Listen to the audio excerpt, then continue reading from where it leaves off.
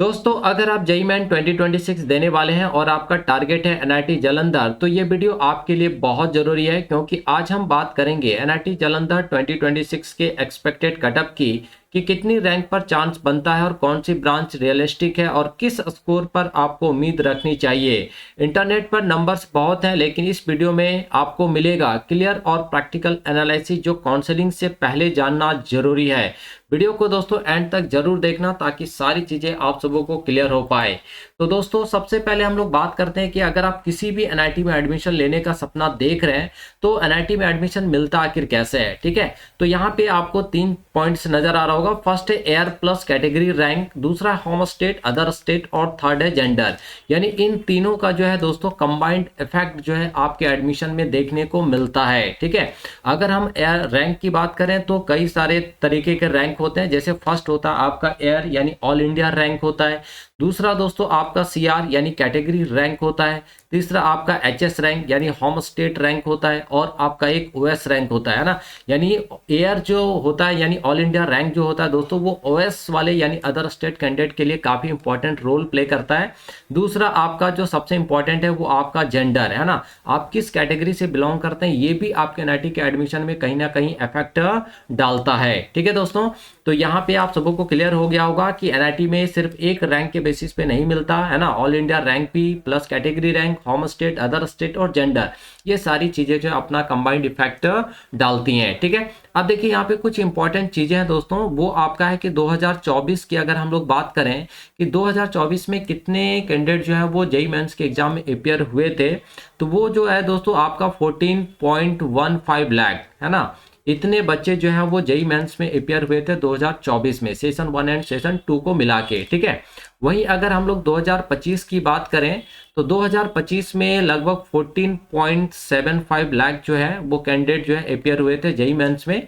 तो अगर हम लोग दोस्तों यहाँ पे 2026 की बात करने वाले हैं तो 2026 में लगभग कितना हो सकता है ना, तो एक्सपेक्टेड है दोस्तों 15.5 से लेके 16 लाख के आसपास है ना। ये आपका एक्सपेक्टेड है कि सेशन 1 और सेशन 2 दोनों को मिला के लगभग जो है 15.5 लाख से 16 लाख के आसपास जो बच्चे जो है अपियर होने वाले हैं। ठीक है, अब देखिए यहाँ पे हम ये 2024 से 26 तक का डाटा क्यों बता रहे हैं आपको, क्योंकि हर साल जो नंबर ऑफ कैंडिडेट जो अपियर हो रहे हैं वो अलग अलग है ना, तो उसके बेसिस पे यहाँ पर रैंक में जो है दोस्तों आपका वेरिएशन देखने को मिलता है। क्योंकि हम यहाँ पे जो रैंक बात करेंगे वो 2024, 25 और 26 तीनों को लेके यहाँ पे हम यहाँ पे बात करने वाले हैं। ठीक है, चलिए तो आप यहाँ पे सारी चीजों को प्रॉपर तरीके से दोस्तों देख सकते हो कि यहाँ पे आपका क्या एकेडमिक प्रोग्राम है। ठीक है, उसके बाद कोटा है, ओएस कोटा के लिए हम यहाँ पे बात करने वाले हैं। यहाँ पे हम ओबीसी, एनसीएल, एससी, एसटी के लिए बात नहीं करने वाले हैं, ओएस है ना, other state, open category, gender neutral के लिए। ठीक है, ओपनिंग रैंक, क्लोजिंग रैंक पे बात करेंगे, उसके बाद फिर से एकेडमिक प्रोग्राम है आपका, फिर quota, seat type, gender, opening closing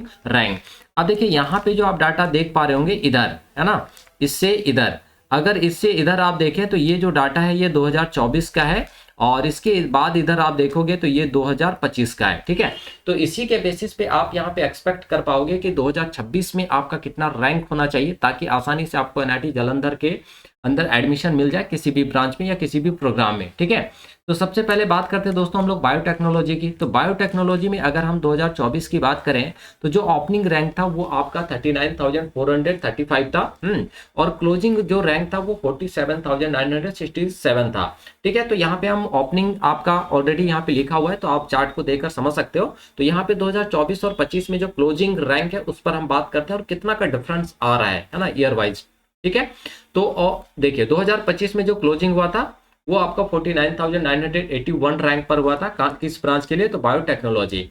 तो 2024 में 47,967 और यहाँ पे 49, यानी 2000 रैंक का जो डिफरेंस देखने को मिला है ना 2024 और 25 में। ठीक है, तो अब अगर आप 2026 के लिए सोचोगे तो लगभग आपका 50,000 के आसपास अगर रैंक रह जाता है तो आसानी से यहाँ पे आपको बायोटेक्नोलॉजी में एडमिशन होता हुआ आपको दिखाई दे सकता है। ठीक है, तो आपका टारगेट कितना होना चाहिए कि कम से कम आपका 50,000 रैंक आ जाए। ठीक, चलिए अब बात करते हैं केमिकल इंजीनियरिंग की। तो यहाँ पे देख सकते हैं ओपनिंग जो हुआ था वो 31,059 रैंक पर हुआ था, लेकिन जो क्लोजिंग देखने को मिला था 2024 में वो 37,272 रैंक पर है ना। लेकिन वही अगर हम लोग दोस्तों 2025 में क्लोजिंग की बात करें तो 39,490 पर हुआ था, जबकि ओपनिंग की बात करें तो ओपनिंग जो है दोस्तों वो 36,300 13 रैंक पर हुआ था ना। तो क्लोजिंग 2024 में 37,270 पे 2 पे, और क्लोजिंग जो है वो 39,490, यानी अगेन यहाँ पे 2000 के आसपास का जो डिफरेंस देखने को मिला 2024 और 25 में। ठीक है, सिविल इंजीनियरिंग तो देखिए ओपनिंग ये है आपका 37,743, लेकिन क्लोजिंग जो है दोस्तों आपका है 44,274 रैंक है ना 2024 में ओएस कैटेगरी। लेकिन वही अगर 2025 में देखें तो 43,668, यानी 44,000 के आसपास जो है आपको यहाँ पे अगेन क्लोजिंग होता हुआ दिखाई दिया 2025 में। ठीक है, तो 2026 के लिए अगर आप सिविल इंजीनियरिंग में इंटरेस्टेड है कि नहीं हमको सिविल में लेना है, तो लगभग 44,000 के आसपास आपको रैंक लेकर आना पड़ेगा है ना 2026 में। क्लियर है। चलिए अब सबसे dream branch computer science and engineering यानी सीएसई की बात कर रहे हैं दोस्तों हम यहाँ पे है ना। तो यहाँ पे देखिए ओपनिंग जो हुआ था वो 6,330 रैंक पर हुआ था, लेकिन वही 2025 की अगर ओपनिंग की बात करें तो 7,991 रैंक पर। लेकिन 2024 में जो क्लोजिंग देखने को मिला था वो 10,957 रैंक पर।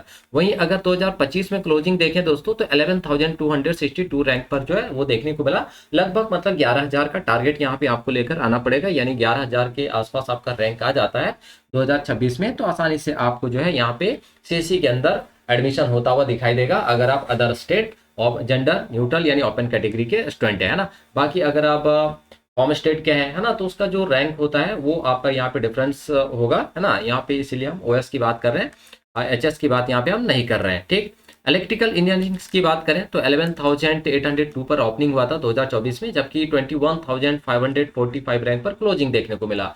वहीं अगर 2025 में क्लोजिंग की बात करें तो 20,115 यानी 20,000 के आसपास आपको रैंक लेकर आना है 2026 के आसपास 26 में। ठीक है, नेक्स्ट दोस्तों डाटा साइंस एंड इंजीनियरिंग है ना। अब देखिए यहाँ पे डाटा साइंस एंड इंजीनियरिंग की बात करें दोस्तों हम लोग है ना, तो यहाँ पे अगर आप ओपनिंग देखोगे, देखिए तो ओपनिंग कितने पे हुआ था 11,121 पर, लेकिन क्लोजिंग जो हुआ था वो 14,016 रैंक पर। लेकिन वहीं अगर 2025 की क्लोजिंग की बात करें तो अगेन यहाँ पे 14,814 रैंक पर देखने को मिला, यानी 14,000 के आसपास ही यहाँ पे क्लोजिंग होता हुआ दिखाई दिया किसमें, तो डाटा साइंस एंड इंजीनियरिंग में। ठीक है, नेक्स्ट है इलेक्ट्रॉनिक्स एंड कम्युनिकेशन इंजीनियरिंग। तो यहाँ पे देखिए ओपनिंग 11,652 पे, लेकिन क्लोजिंग हुआ था 15,270 रैंक पर।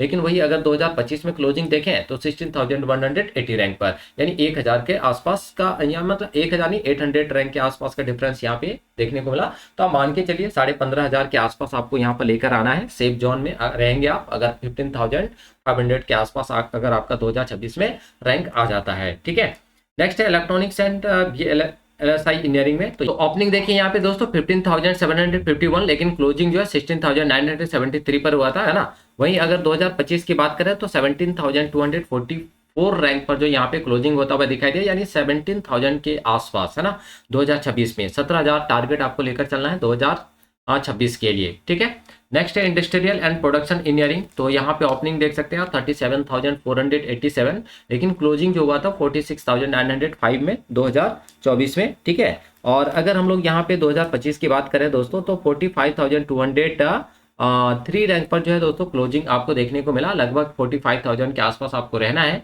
Industrial and production engineering branch के लिए। ठीक है, तो ये यहाँ तक अगर आप देखोगे तो यहाँ पे अगर इतने सारे ब्रांचेस की बात करें तो 49,981, यानी 2026 में आपको 50,000 के आसपास रहना पड़ेगा इन सारे ब्रांचेस में एडमिशन लेने के लिए है ना। क्योंकि बायोटेक्नोलॉजी में लास्ट हम लोग देख रहे हैं कि 49,981 गया है। अभी और भी सारे ब्रांचेज है, उस पर भी हम लोग बात करने वाले हैं। ठीक है, 1 बाय 1।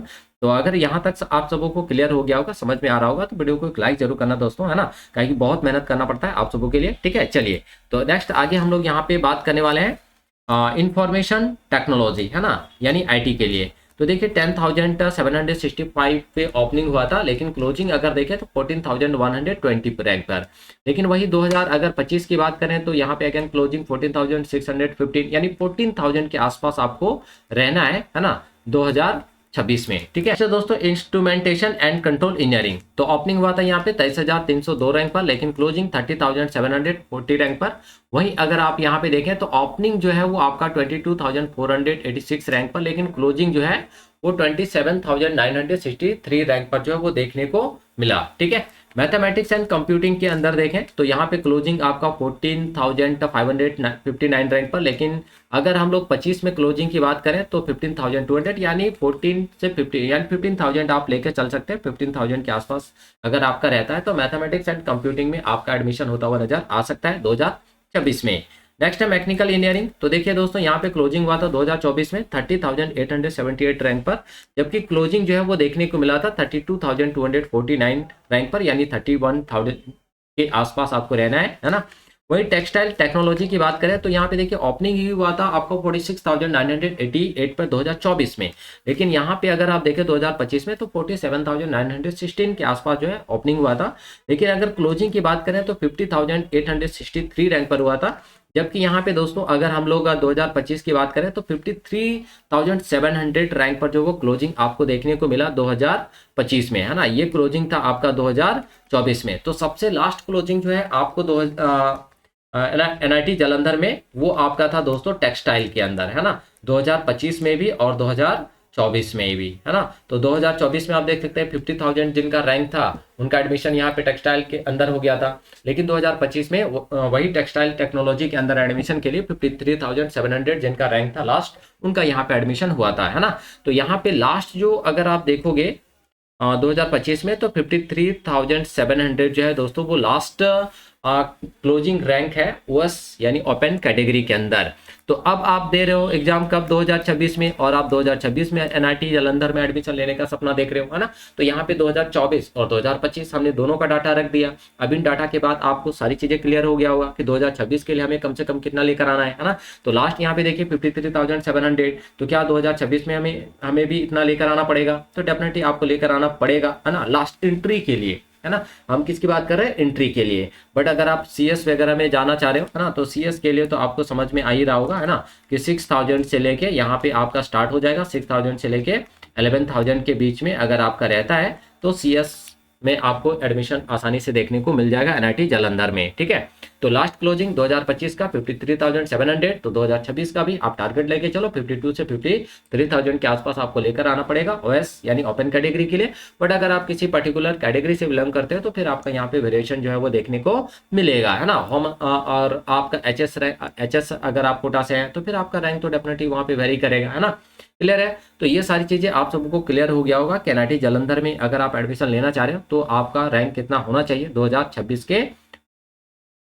2026 में, ठीक है। तो दोस्तों एक बात हमेशा याद रखो, कटअप कोई फिक्स लाइन नहीं होती है ना, ये हर साल कंपटीशन, डिफिकल्टी और काउंसलिंग चॉइसेस पर डिपेंड करती है, ठीक है। इसलिए आपको यहाँ पे बहुत ज्यादा टेंशन लेने की जरूरत नहीं है।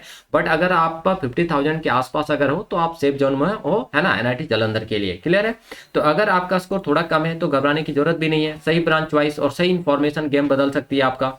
तो कंपेरिजन छोड़ो, पैनिक छोड़ो, है ना। तो फोकस सिर्फ एक चीज पर आपको रखना है कि स्मार्ट डिसीजन मेकिंग पर, है ना। आपको अच्छे तरीके से यहाँ पे डिसीजन लेना है काउंसलिंग के टाइम पर। तो अगर ये वीडियो आपको हेल्पफुल लगी हो तो इसे अपने दोस्तों के साथ शेयर करो जो NIT जालंधर को लेकर कंफ्यूज्ड है, ठीक है। तो मिलते हैं नेक्स्ट वीडियो में इसी तरह के इन्फॉर्मेटिव वीडियोस के साथ। तब तक के लिए आप सभी को थैंक यू, बाय बाय।